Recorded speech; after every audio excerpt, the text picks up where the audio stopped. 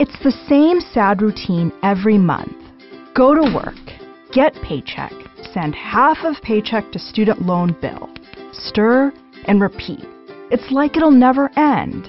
But you are not alone. Almost 40 million Americans are saddled with more than $1 trillion in student loan debt. Yep, that's a lot of zeros. What many people don't know is that there's help available to dig out from that mountain of debt. You can shrink your monthly payments or get rid of them altogether.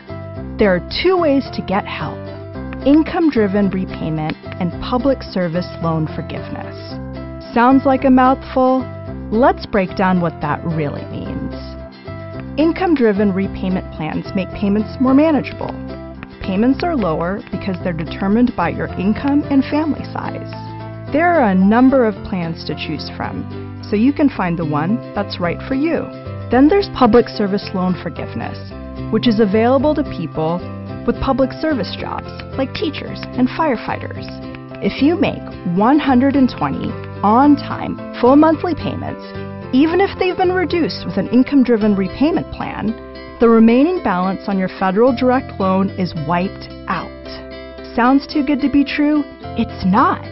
But what is hard to believe is that 1/4 of the U.S. workforce, that's about 33 million people, may qualify for federal loan forgiveness. But only about 1 million people have actually applied.